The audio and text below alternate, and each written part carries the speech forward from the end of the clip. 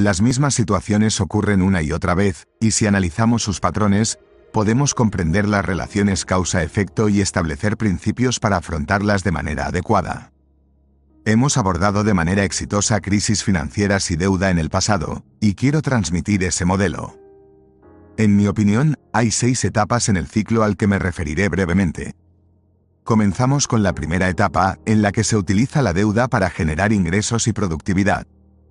En esta fase, la deuda puede ser manejada correctamente y los precios de los activos aumentan. Todo parece ir bien.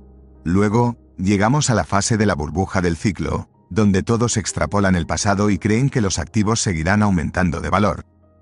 Se solicita más préstamos y se toma mayor riesgo. Sin embargo, al hacer los cálculos, podemos comenzar a dudar de nuestra capacidad para mantener ese crecimiento de la deuda. Entonces, llegamos a la tercera etapa del ciclo, que es el punto máximo. Esta etapa del ciclo es cuando los bancos centrales comienzan a frenar y endurecer su política monetaria, entre otras medidas similares.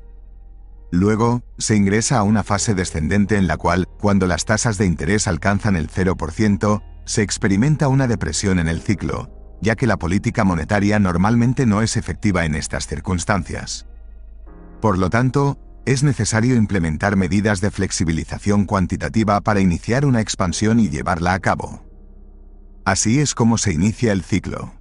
En mi opinión, el periodo actual es muy similar a la década de 1930. En la historia de este siglo, solo ha habido 2 ocasiones en las que hemos enfrentado crisis de deuda y las tasas de interés han llegado al 0%. En ambos casos, el Banco Central se vio obligado a imprimir dinero y adoptar una política monetaria diferente, conocida como flexibilización cuantitativa, mediante la adquisición de activos financieros. Esto genera un aumento en el valor de dichos activos financieros en ambos escenarios, lo cual resulta en una recuperación.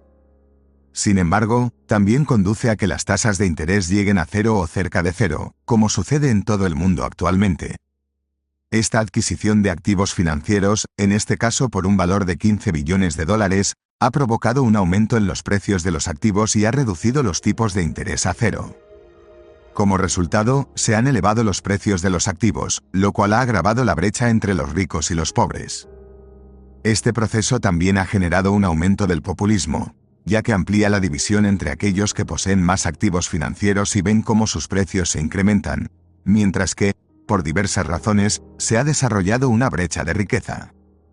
Actualmente, si se observa, la riqueza del 1% de la población más acomodada equivale al 90% de la población más desfavorecida, situación muy similar a finales de los años 30, durante el periodo de estimulación económica y otros factores. Nos encontramos en una fase avanzada del ciclo económico, donde se ha agotado gran parte del impulso de la flexibilización cuantitativa.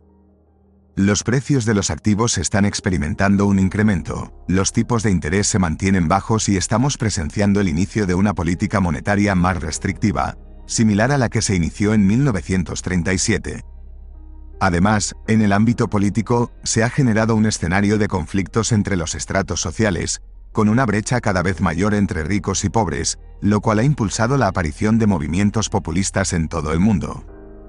Estos movimientos populistas se caracterizan por la elección de líderes carismáticos y enérgicos, quienes asumen un papel protagónico en la toma de decisiones. Sin embargo, es importante destacar que su enfoque tiende a ser más nacionalista. Así, nos encontramos inmersos en este tipo de contexto, en el cual las relaciones de causa y efecto juegan un papel análogo. En otras palabras, cuando existe una brecha de riqueza y se produce un declive económico, surge la preocupación acerca de cómo se distribuyen los recursos y se reparte el presupuesto. Estas tensiones pueden generar desacuerdos entre las partes involucradas y aumentar el riesgo de conflictos internos. Asimismo, se incrementa la posibilidad de tensiones a nivel global, dado que los problemas económicos locales pueden desencadenar situaciones de tensión en el ámbito internacional, por diversas razones. Entonces, en mi opinión, en esta fase expansiva nos encontramos aproximadamente en la 7ª etapa de un juego de 9 entradas. Digamos que nos ubicamos en la etapa final del ciclo, cuando la política monetaria se está volviendo más estricta y la capacidad de estimular la economía es limitada. En este punto, si los tipos de interés suben más rápido de lo esperado, podría afectar negativamente los precios de los activos, los cuales se encuentran en niveles bastante elevados dados los actuales tipos de interés. En algún momento es probable que experimentemos una caída, ya que esto es lo que ocurre durante las recesiones. Mi preocupación radica en cuán pronunciada sería esa desaceleración. Aunque no creo que sea inminente, es posible que ocurra en unos 2 años, aunque no puedo asegurarlo. También me preocupa la situación a nivel internacional, ya que guarda ciertas similitudes con la que se vivió a finales de la década de 1930. En estos periodos de tiempo, en los ciclos geopolíticos, suele haber una potencia consolidada y una potencia emergente que desarrollan una rivalidad. En un principio, esta rivalidad se centra en lo económico, pero con el tiempo puede volverse bastante antagonista. En mi opinión, estamos ante una situación en la que China está en ascenso y Estados Unidos continúa siendo una potencia económica establecida. Existe una rivalidad entre ambos países que podría generar antagonismos. Cuando analizo esta situación, encuentro paralelismos bastante similares. No significa necesariamente que se vayan a repetir los mismos resultados, pero debemos estar alerta ante la posibilidad de que en futuras recesiones, la política monetaria no sea tan efectiva como lo fue en el pasado. Por lo tanto, debemos ser cautelosos frente a una posible desaceleración. Considero que es prudente contar con un margen de maniobra más amplio. Además, debemos preocuparnos por la brecha de riqueza y las consecuencias geopolíticas. Nos encontramos en una posición privilegiada al tener una moneda de reserva. Una de las características distintivas de los países que realmente enfrentan problemas de deuda, en comparación con aquellos que son capaces de gestionar sus problemas, radica en si su deuda está denominada en su propia moneda. Esto nos obliga a mantener unas finanzas básicas sólidas.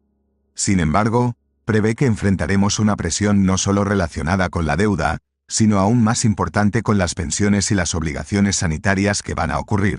Entonces, en mi opinión, se avecinan tiempos desafiantes, aunque no de manera inmediata. Creo que en unos pocos años enfrentaremos dificultades, y gran parte dependerá de cómo nos relacionemos entre nosotros y de en qué etapa del ciclo nos encontremos. ¿Qué deben hacer los inversores comunes en este escenario? En mi parecer, existen 2 aspectos clave en la inversión. Por un lado, está la asignación estratégica de activos, y por otro, están las decisiones tácticas y la búsqueda de rendimientos adicionales, alfa. Sin embargo, considero que el inversionista promedio no debería intentar realizar movimientos tácticos para tratar de generar alfa, ya que es probable que se equivoquen. Es mejor obtener resultados por encima del promedio de manera consistente. En otras palabras, evitar decir, ahora es el momento de comprar, o ahora es el momento de vender. La historia nos ha enseñado esta lección claramente. Recuerdo haber aprendido esto cuando Peter Lentz dirigía el fondo Mellelen, que tenía el mejor rendimiento en el mercado de valores, mientras que el inversionista promedio perdía dinero con él. La razón de esto es que cuando el mercado estaba en auge y los anuncios eran prometedores, la gente compraba, pero cuando atravesaba un periodo de bajo rendimiento, se retiraban asustados. La sincronización del mercado es extremadamente difícil, incluso para nosotros, que invertimos cientos de millones de dólares cada año y contamos con un equipo de 1,600 personas en Bridgewater. Es un juego complicado. Por lo tanto, recomendaría que los inversionistas no intenten jugar ese juego de sincronización del mercado, pero sí comprendan cómo lograr el equilibrio y la diversificación en su enfoque. Cómo lograrlo es una conversación más extensa y profunda. Fui entrevistado por Tony Robbins sobre este tema, y él escribió un libro muy sencillo donde se aborda parte de la inversión. Allí se describen formas de lograr un equilibrio que no comprometa el rendimiento y reduzca significativamente el riesgo. Por lo tanto, recomendaría que se busque una cartera equilibrada, lo que comúnmente llamamos una cartera para todo tipo de situaciones.